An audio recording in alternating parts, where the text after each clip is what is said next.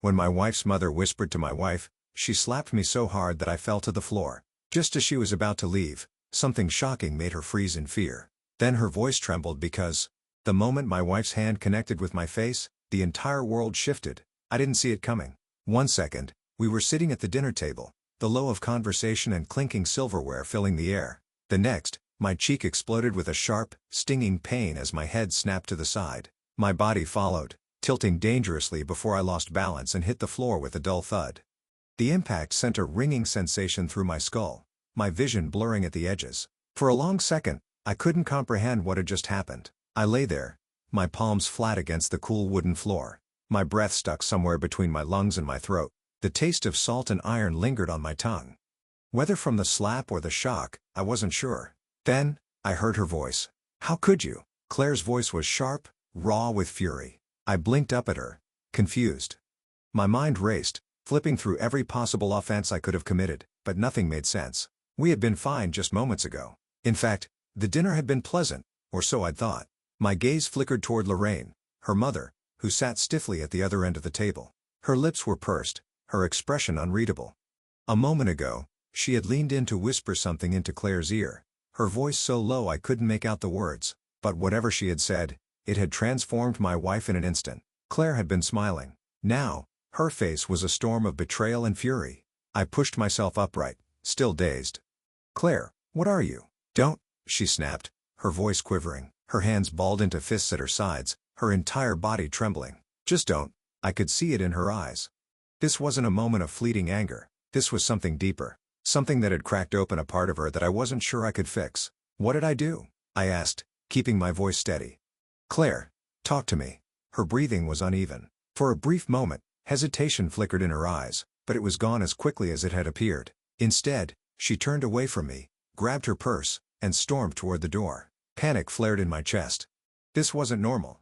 We had arguments like any couple, but Claire had never been violent. She had never lashed out like this, had never looked at me with such hatred. I scrambled to my feet. "Claire, wait." She ignored me. She was almost at the door when something strange happened. Her stride faltered. She came to an abrupt stop, her entire body rigid, her back straight as if someone had just whispered her name from the shadows. A thick silence settled over the room. I frowned. "Claire." She didn't answer. Her fingers twitched around the strap of her purse, and when she turned her head slightly, I saw something I hadn't expected. Fear. Not anger. Not betrayal. Pure, raw fear. Her shoulders lifted with a slow, shaky inhale. The anger she had worn so openly only moments ago had drained from her expression, replaced by something hollow, something unreadable. A cold weight pressed against my chest. What the hell was going on? I took a slow step toward her. "Claire." She flinched. I froze. My own wife was afraid of me. I had never hurt Claire. Not once, not even by accident. And yet, the way she recoiled, the way her breath hitched like she was standing in the presence of a monster, sent a sharp, slicing pain through me that had nothing to do with the slap. Lorraine stood up, her chair scraping against the floor. She moved with eerie calm, her expression composed. "Come, Claire," she said, her voice gentle, almost soothing. "You don't have to stay here." She reached for Claire's arm, and for a second, I thought my wife would follow her without hesitation. But Claire didn't move. She just stood there, still staring at the door, her knuckles turning white around the strap of her purse. Something was wrong. Something was very, very wrong. I wanted to demand answers. I wanted to shake Claire, to force her to tell me what the hell was happening, why she had struck me, why she suddenly looked like she had seen a ghost. But I knew pushing her right now wouldn't help. Instead, I swallowed the lump in my throat and forced my voice to remain steady. "Claire, whatever this is, we can talk about it." She didn't respond. Lorraine's lips curved into something that wasn't quite a smile. It was too tight, too forced. She squeezed Claire's arm gently. "You don't owe him anything, darling. Let's go." Claire finally turned. Her gaze met mine, and for a moment, it felt like she wanted to say something. Something important. But then, she swallowed thickly, her expression closing off. She nodded at her mother. And without another word, she walked out the door. I stood there, rooted in place, my heart hammering in my chest. The cold air from outside seeped into the house as the door swung shut behind them. Silence. The only sound was my own ragged breathing. I ran a hand down my face, wincing as my fingers brushed over the sore spot on my cheek. I still didn't know what I had done, but I knew one thing for sure. That slap had changed everything. I never imagined my marriage would come to this. As I stood alone in the dimly lit dining room, the sting on my cheek long forgotten, my mind drifted back to the beginning. The days when Claire and I were inseparable, when love was simple, untainted by whispers, lies, or betrayal. I met Claire on a rainy afternoon at Rivertown Cafe. I remember that day vividly, as if it were carved into my memory. The cafe had been packed, the scent of freshly ground coffee beans and warm pastries lingering in the air. I had barely managed to squeeze through the crowd when I made the fatal mistake of trying to balance a large cappuccino, my laptop bag, and a book under my arm. The result? Disaster. I tripped on the leg of a chair, sending my coffee flying and straight onto the table of an unsuspecting woman. Papers went everywhere, brown liquid soaking through neatly written notes. My heart stopped as I looked up, expecting outrage, maybe even curses thrown in my direction. Instead, I found Claire. She blinked at the mess before slowly lifting her gaze to meet mine. A smile tugged at the corners of her lips, and then, to my absolute shock, she laughed. Not just a polite chuckle but a genuine, melodic laugh that softened the tension in my chest. "I hope you weren't planning on passing those off as your own assignments," she teased, lifting one of the drenched sheets. I was speechless. In that moment, drenched papers and embarrassment faded into the background.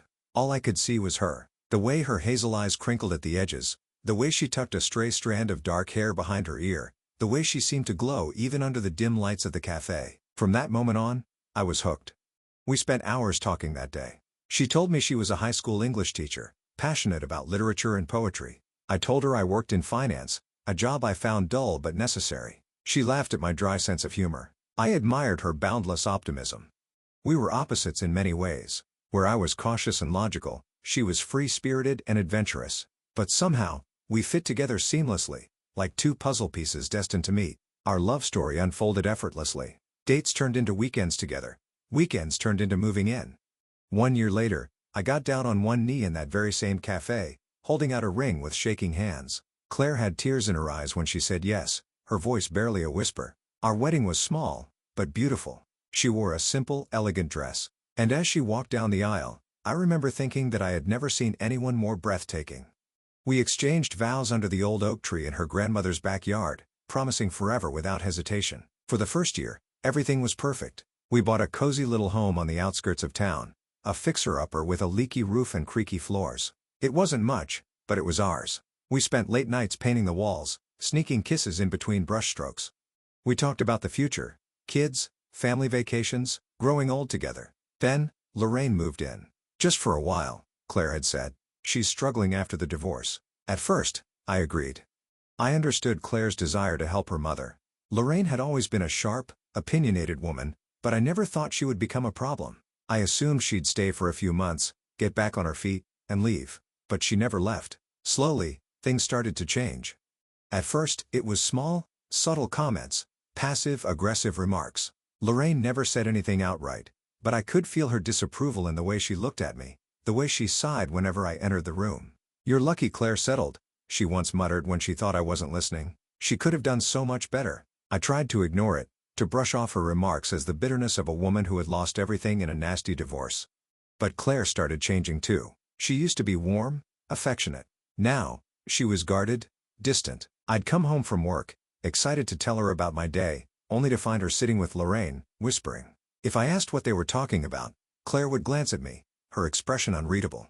"Nothing important," she'd say. But I knew that wasn't true. The worst part was that I couldn't pinpoint the exact moment Claire stopped seeing me as her husband and started seeing me as someone else. Someone untrustworthy. Someone she questioned.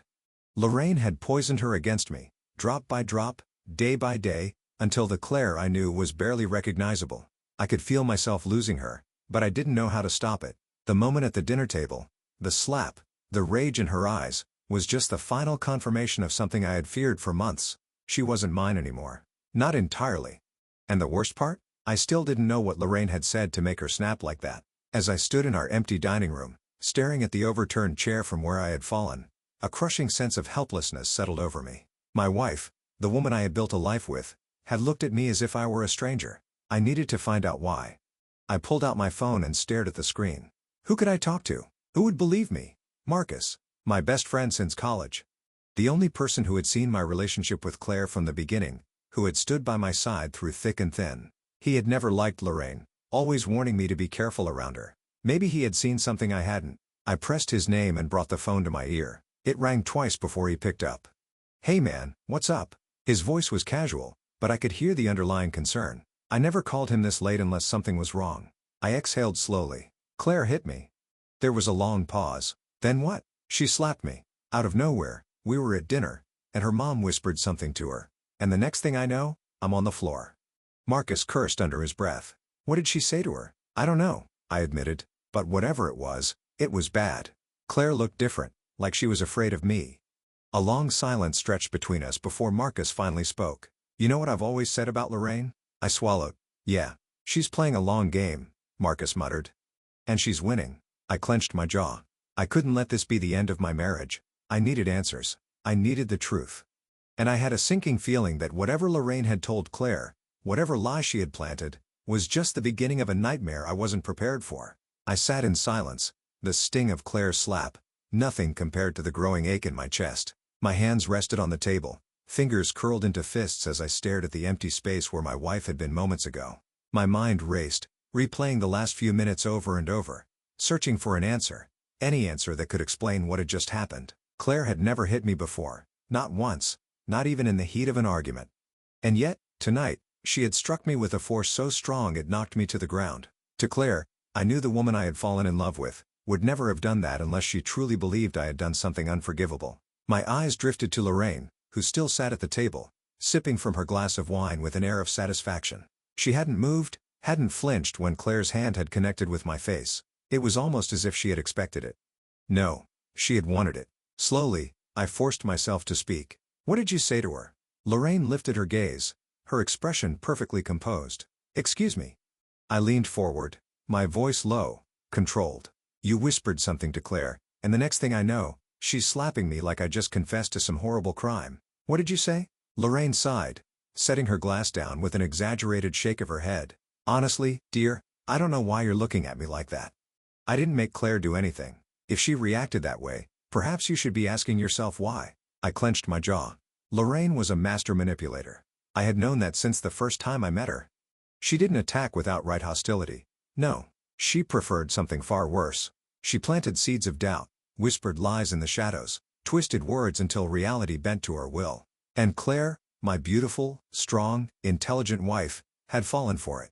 I forced myself to take a deep breath. Getting angry wouldn't help. I needed to focus. I needed to understand what Lorraine had done, how she had gotten into Claire's head so easily. Then, something caught my eye.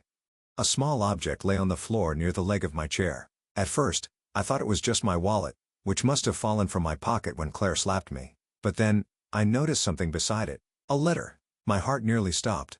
It wasn't just any letter. It was that letter, the one I had buried in the back of my desk, hidden away for years. A letter I had never intended for Claire to see. A chill ran down my spine as I reached for it. My fingers trembling slightly. The paper was worn, the edges creased from years of neglect. I didn't need to open it to know what was inside. I already knew every word by heart. And now, Claire did too. A sickening realization settled in my gut. Lorraine must have found it. She had given it to Claire, and whatever lies she had spun around it had been enough to make my wife snap. I exhaled sharply, forcing myself to stay calm. I needed to find Claire. I stood abruptly, shoving the letter into my pocket. Lorraine raised a single eyebrow, her lips twitching into something that resembled amusement. "Running after her, are you?" she mused. How predictable. I ignored her and strode toward the door. "Be careful, dear," she called after me. "Claire's not as naive as you think. She sees you now." I froze, my hand gripping the doorknob.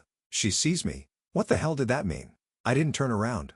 I couldn't. If I looked at Lorraine now, I might lose whatever self-control I had left. Instead, I stepped outside, slamming the door behind me. The night air was cold, but I barely felt it. My mind was consumed by one thought: finding Claire. She hadn't taken the car, which meant she was on foot, but where would she go? I knew my wife. When she needed space, she went to one of two places: the park a few blocks away or the old bookstore downtown where she used to spend hours browsing for novels she never had time to read. I started with the park.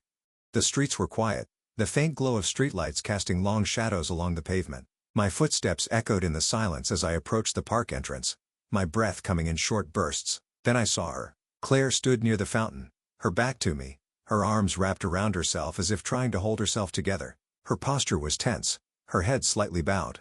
I swallowed hard, forcing down the knot in my throat. "Claire." I said softly. She stiffened but didn't turn around. I took a careful step closer. Claire, please. Just talk to me. She let out a shaky breath. Why do you have that letter? Her voice was raw, barely above a whisper. I hesitated, then pulled it from my pocket because I never threw it away. Slowly, she turned. Her eyes were red, her expression torn between anger and something else, something far worse, betrayal. Her gaze dropped to the letter in my hands. You lied to me.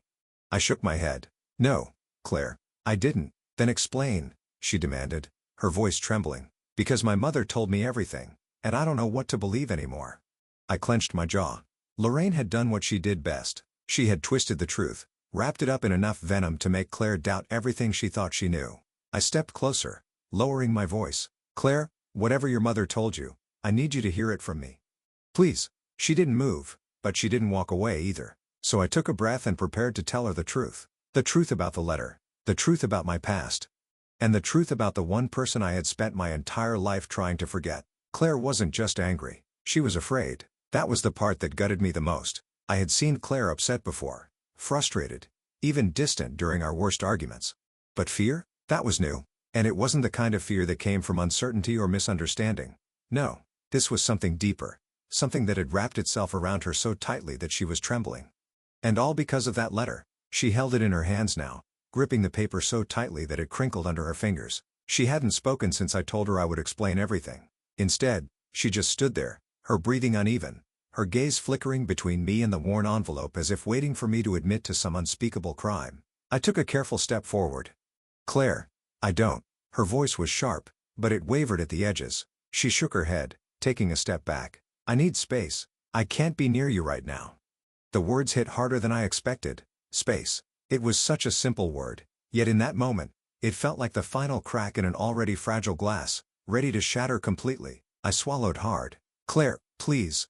Just let me explain. But she wasn't listening. She clutched the letter to her chest as if it were some kind of shield, protecting her from the person she suddenly believed I had become. Without another word, she turned and walked away, her pace quickening with each step. I wanted to follow her. I wanted to grab her hand, make her look at me, force her to see that whatever Lorraine had told her was a lie. But something in me knew that if I pushed right now, I'd lose her completely. So I let her go.